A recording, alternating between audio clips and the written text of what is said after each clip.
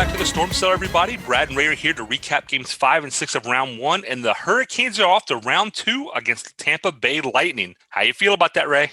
It's exciting. I guess if you wanted to sum up the games 5 and 6, all you have to do is say overtime excitement. It was crazy the way these teams were playing against each other. We came out on the right side of it, and we're looking ahead now. So kudos to the Predators, who played an outstanding series. Yaros was tremendous, as was the whole team. So good on them. But we got the upper hand, and it's time for the Lightning, the Stanley Cup champions.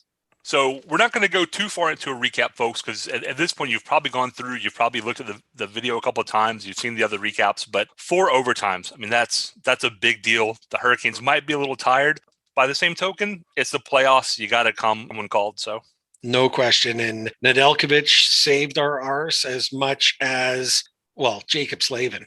You could see the difference in the team with Jacob in the lineup back on D. It was huge. It was massive. And of course, he had a hand in the overtime series winner, which Aho scored, but that shot from off of Slavin's stick, nice little deflection from Aho, and away we move on.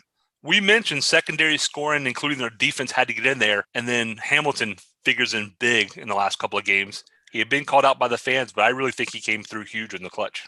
He came through huge, and wouldn't you know it, who got the assist on that one as well? Oh, yeah, that's right. Jacob Slavin throwing it across right on his stick. And, Hamilton finally found that time to pinch. And this is what we've been saying all along, why Hamilton is so good. When he does pinch and get into those high scoring opportunities, he usually cashes in. And this one was no different. Yeah, I agree. I don't want to get too much into contract. I like Hamilton. I think for the right dollar value, I'd like to have him back, but I don't think we should overpay. We've seen other guys step up, and I think that some of our young guys have really come through in a pinch and showed that they're capable of helping out as well.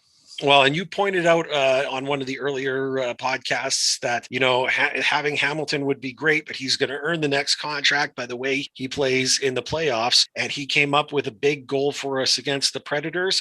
We might need maybe 2 or 3 big goals, a lot of assists and so forth against the Lightning. And Vasilevsky's not going to be giving those goals away. You could be sure of that. So it's going to be tough, a stiff challenge to come, no question. What do you think about the play Ned put out of his mind? You see Saros also. I have to admit, Saros might have been the better goalie in the series, not just by a little bit. But the Canes had flurries of opportunities at some times where they easily could have netted a goal or two and kept those games going from overtime. And Saros was up to the challenge.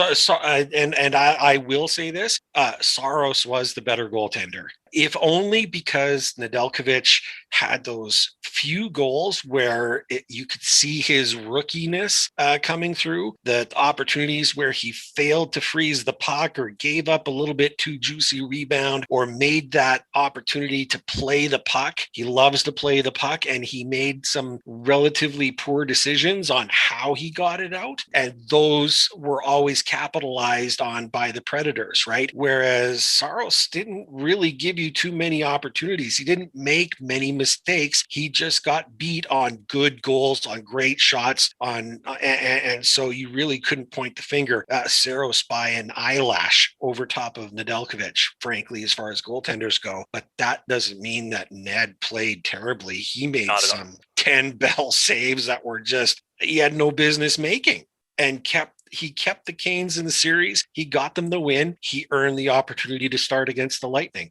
Yeah, still our best goaltender. I would definitely still pick him over Peter. Peter's been a good goalie, but Ned is showing that he has the potential to be a great goalie. Ride the hot hand, and he's got a good history against the Lightning as well. So that's something to keep in mind in and amongst all of this, is not only has he been hot as far as the end of the season goes and into the start of the playoffs, but he is actually got a good history against the Lightning. And I know that you've got numbers and so forth that you love to crunch them and so forth. But I believe, and just off the top of my head, I think Ned is 3-0 against the Lightning this season. Is that correct? I will confirm that, but I believe you are correct, sir. Yeah, so he's played so well, and look, I've not really been big on the math and so forth, but there's not too many better than Nedeljkovic this season when it comes to goals allowed based on the opportunities that are there. I mean, there's a whole schematic out there that number crunchers love to throw out there, stats that kind of go beyond my comprehension, but he's been one of the best in the league for a reason. He's got such a low goals against average, and he's got such a high save percentage. I mean, there's a lot of people that say, Hurricanes are an excellent pick. They've become the legitimate contender that people like you and I have said they were all along. I agree. Seeing some Tampa fans around, Tampa in 5, Tampa in 6, you barely handled the Predators. Different series, folks. This is not going to be the same kind of series as it was against Nashville. No, I mean, look at the firepower that the Lightning have. They like to skate. They like to score. Like they are a high powered, like move the puck quickly. That's right into our wheelhouse. This is going to be a sprint.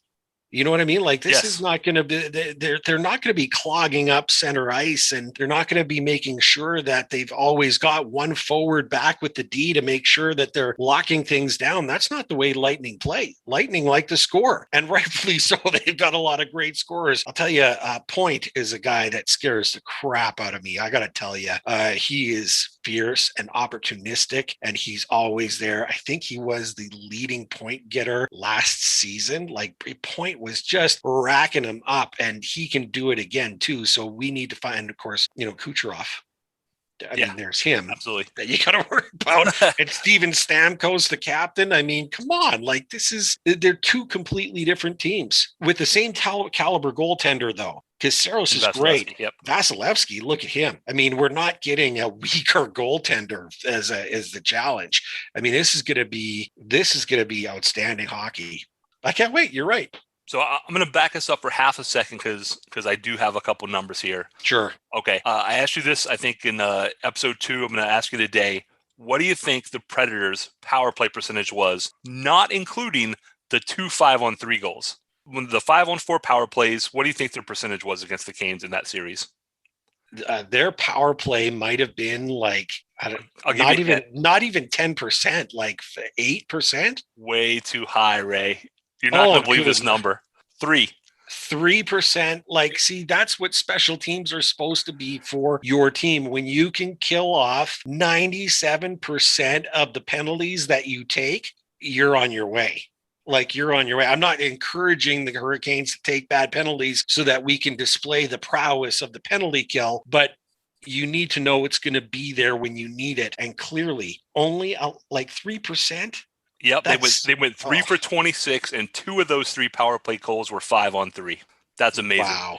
The other big stat that I found, in the last 3 games against the Hurricanes, Forsberg and Duchesne, 1 assist between them. Yeah, you know what? There is where there's a reason for that, and I'll bring them up again. Jacob Slavin. Because you know that he was on the ice when Duchesne and Forsberg were as best as Rod could arrange. You know what I mean? As far as line matching and stuff like that. But let's not take away anything from the rest of the defense, like Brady Shea and Pesce and Hakanpää. Like all they played were very all well. great, all very great, all up and down. I mean, how much more can you ask of your D? Not much. In fact, hits here, 271 to 221 for the series in the Canes' favor. Yeah, that I find that a tiny bit surprising because the Preds came in, they play the game heavy and they like to hit and so forth. And because we're so fast and we got so much skill, you don't expect to see as many hits. But when the Hurricanes were asserting themselves, they did a lot of great hitting. Guys like Martinook. I agree. And that Martinook's hit on Josi there at the end, which pulled Josi out for the remainder of Game 6, might have been the difference. I know Predators fans would want to believe that was a dirty hit and so forth. It was a good, solid shoulder-to-shoulder hit. Josi's head kind of jarring up against the glass there a little bit. I think it kind of stunned him. It might have been a concussion that he took. It was by no means dirty. There were far dirtier hits throughout the series. from both teams. And let's be fair, Canes made some pretty bad mistakes as far as some of their hits go, but we saw like lots of boarding opportunities and stuff, like guys who are getting that cross check from behind and all sorts of stuff like that. This one was a good clean hit, but it was solid, and Jordan got all of Yossi. I agree. Well, that's one of the things I like about the Canes is they play physical, but you generally don't see cheap shots coming out of the Carolina camp. I haven't seen too many. And yes, that sounds very homerish and that's fan speak and so forth. But look, I don't think you'll find anyone who is more critical of this team than you and I. When we see things that we don't like from our team, we say it, and that can be proven if you wanted to see our texts between each other during the games. When and this is one of the things when you look back at it was game 6, it was the game winning one. Coach said we didn't play an especially good game, and he's right.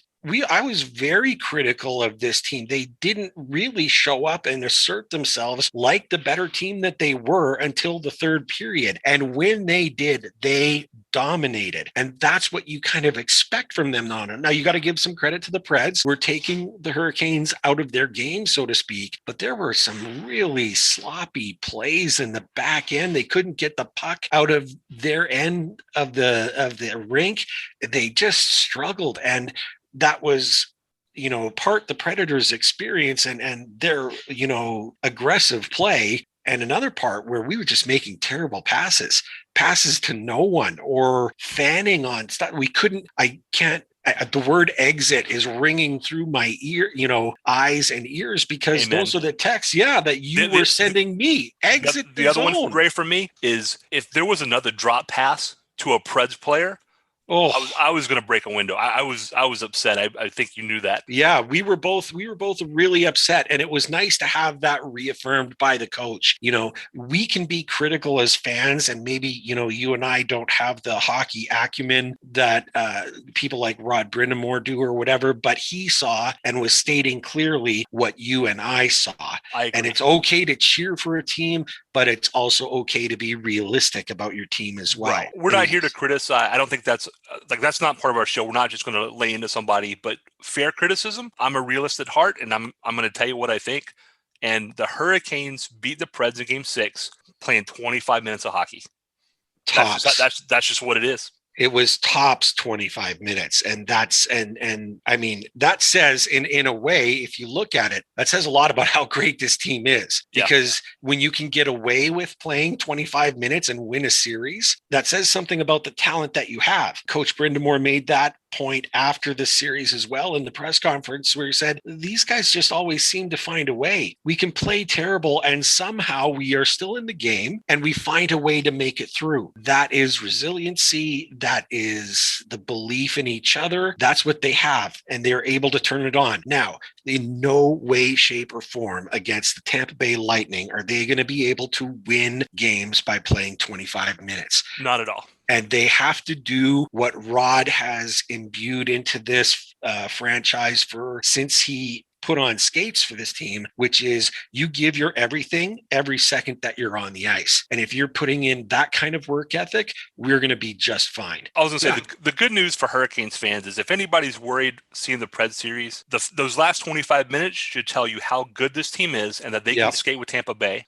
Let's go around the league real quick just to catch folks up in case they aren't aware and jump into that preview, because I think a lot of the faults we see that we could talk about recapping the series are really going to be things that we say, these have to be fixed before Tampa series. Yeah, 100%. I mean, okay, so we've already talked about the Jets and Oilers, and that's finished. I think as far as the North Division goes, it's Toronto and Montreal getting into Game 6. Toronto should have rightfully finished this one off in 5, because the Habs just didn't show up for Game 4, but give the Habs full credit, along with a guy like Carey Price who kept them in. So now we got Game 6, and I know there's a lot of talk here in Canada that if the Leafs should find their way to be on the wrong side of the ledger in Game 6, there is going to be some serious pressure and fear on behalf of the Leafs to win Game 7. Because if this goes to 7, it's a coin flip in my mind, because Montreal will leave everything on the table to win that series at that point. It is 100%. I'll jump out to the West, of course, Avs and Blues. That was long done. The Avs kind of sitting back, licking their chops. I don't think they're as excited now as they may have been before when the Minnesota Wild took the Golden Knights to 7 games. The Knights really showed up big in Game 7. They had a lot of help from the fans in the stands. They crushed the Wild 6-2. And now you and I get what we really wanted, which was the team that was going to take the Avalanche right to the very, very edge. This is going to be a magnificent series, perhaps as good as ours will be.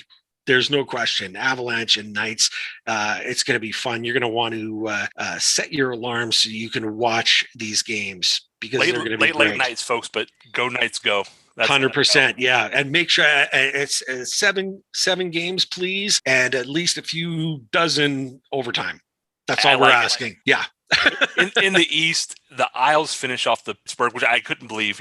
Isles beat the Penguins. I was very surprised by that. The Isles look good. A lot of people, I think, are favoring Boston. I wouldn't underestimate the Islanders this year. They've had a couple of good playoff runs. They've got solid team there. They've got good goaltending. There you go.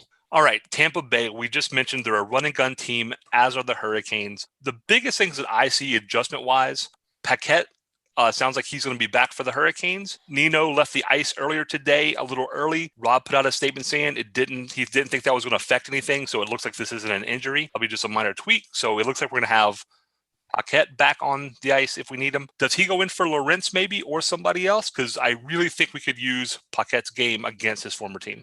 We need the sandpaper. And if anyone has reason to show up his previous team, it's Paquette, who enjoyed the Stanley Cup last year, but now he's going to get after it and get on them this season, and he's really going to bring us the energy, the physicality that we need, and more hits, right? Like, let's just have more hits and really bring that physically dominant game. If we can out hit this team, and he's just a smart player. He's not someone that takes terrible chances like Paquette, and he can put the puck in the net as well, and he showed us that this season. Yes, so he has. I really want him in the lineup as soon as possible. I'm crossing my fingers that Nino will be okay. Hopefully it's not musculature in the way of the injury. Something, if it's just something that he tweaked, take it easy, get ready for tomorrow. But yeah, and this one is going to be, again, the whole secondary scoring aspect and the goaltending. This is really, we've got to win the goaltending.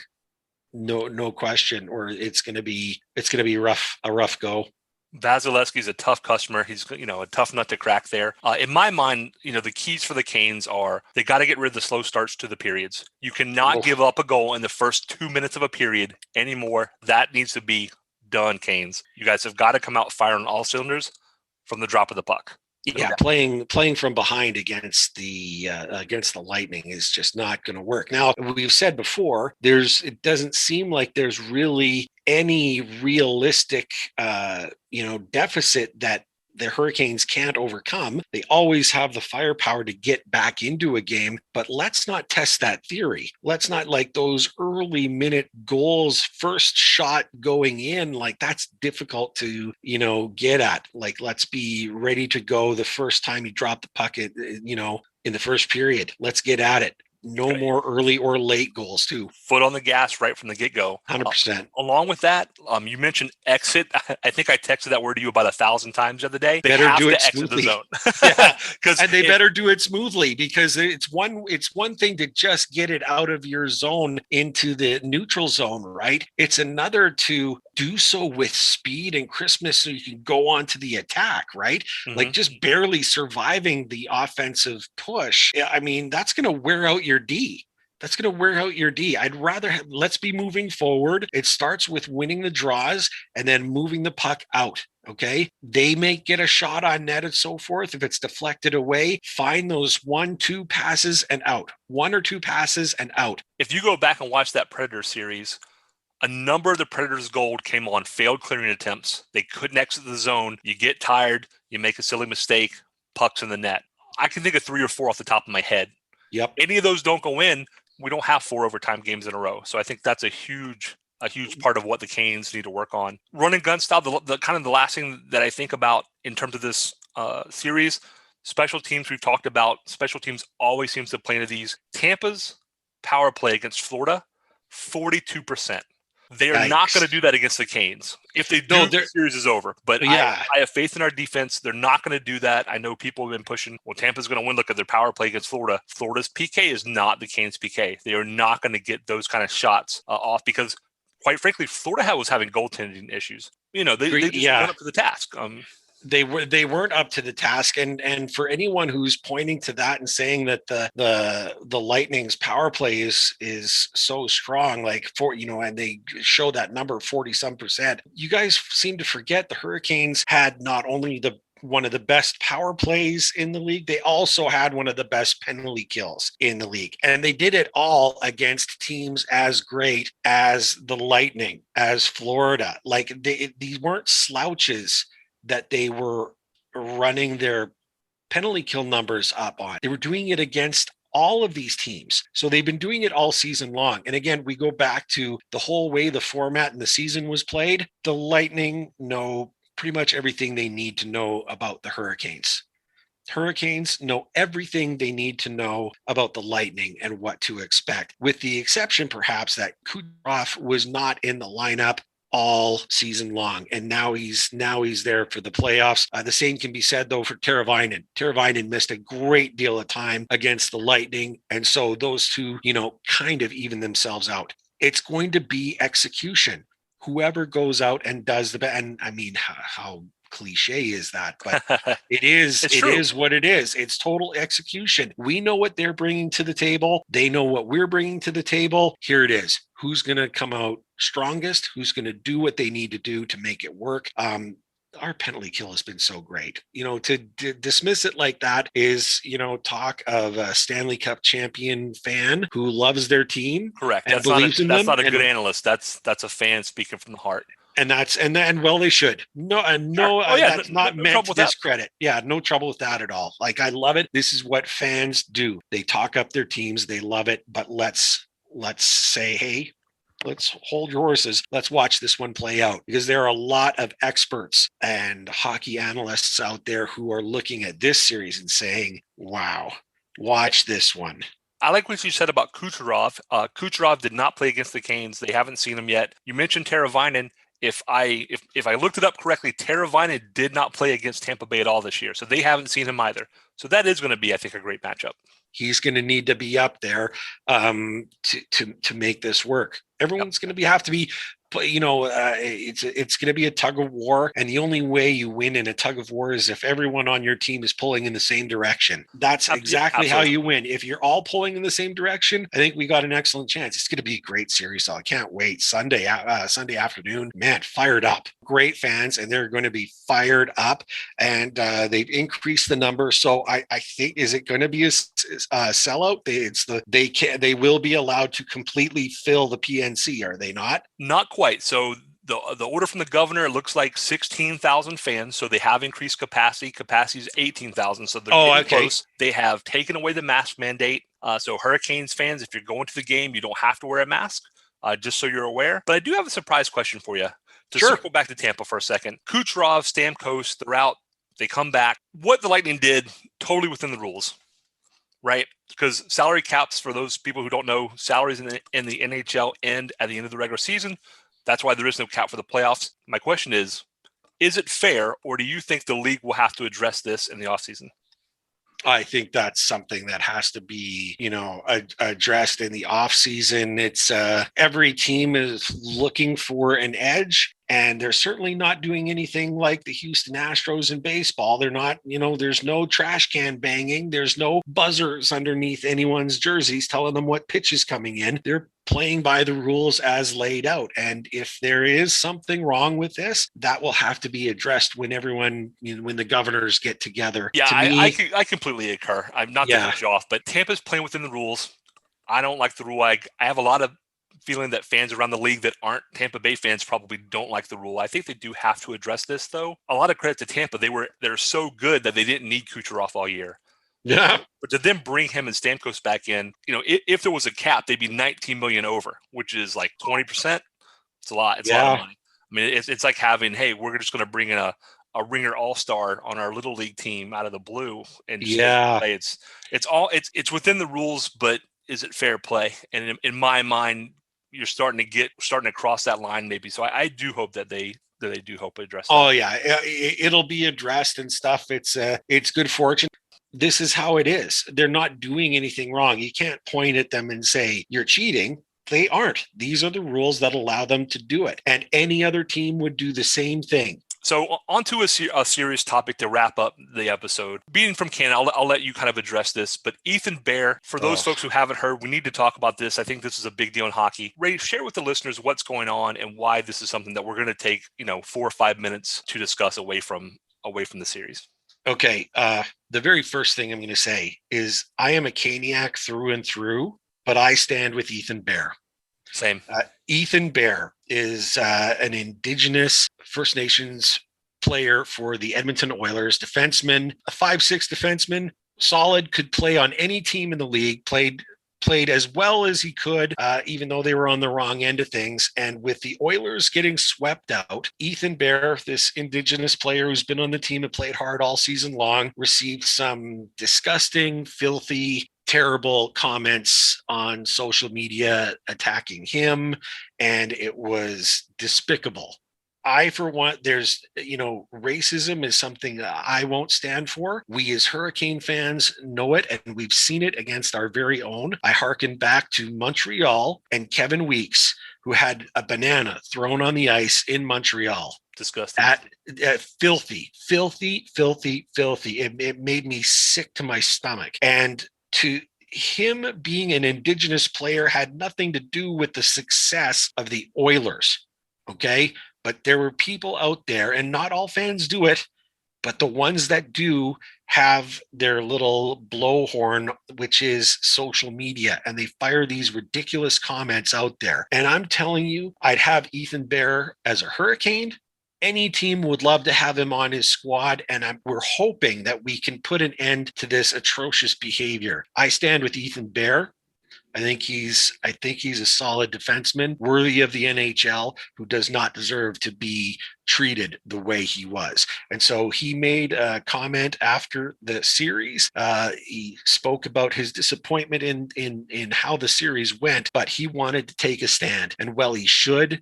He has every reason to be proud of his achievements, who he's representing, and better than that, he is an example to the players to come of all color or creed. You can get out there and make it to the NHL just like he did. Ethan Bear, kudos to you. Take my hat off for you. And I stand beside him, and we need racism to stop. I do too. I stand with this program. We tweeted it out. We stand beside Ethan Bear. And just to put a fine point on it, he's not the reason they lost the series. This has nothing to do with how he played whatsoever. No. This is somebody who thinks that they're anonymous on social media, and they're going to go out there and say these things, and they feel empowered now because of the anonymity. There's just no place for that in hockey. We say hockey is for everyone. We truly mean that. When that happened to Kevin Weeks, I'm like you. I was heartbroken. I loved having Weeksy here. Weeksy is still one of my favorite commentators. It's just disgusting. I mean, there's nothing redeemable. I mean, I kind of lost for words. Like, there's nothing of value in what was said to Ethan Bear. Just racism. Your race has nothing to do with your ability on the ice. It just doesn't.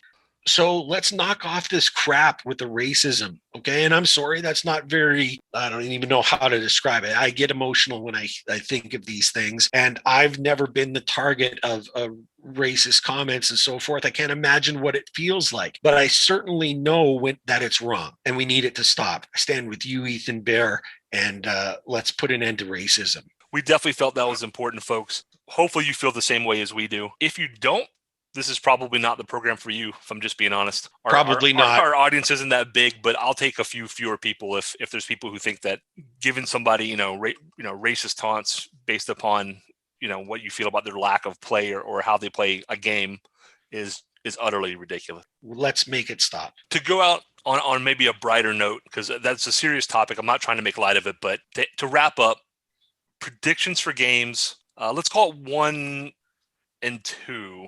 Maybe 3 before our next episode comes out. How do you think these first couple of games are going to go? Well, the Hurricanes got a good scare in them from the Nashville Predators. They know that this is a big mountain to climb. Stanley Cup champions, for good reason, who are solid up and down the lineup, have every weapon they need to be a repeat team. This is going to be a very, very close series. I want to see two home victories for the fans. The fans are going to be standing. They're going to be fired up. Rod's going to get them in line and ready to go. I'd like to see two wins, but I will not be surprised if it goes down as a split.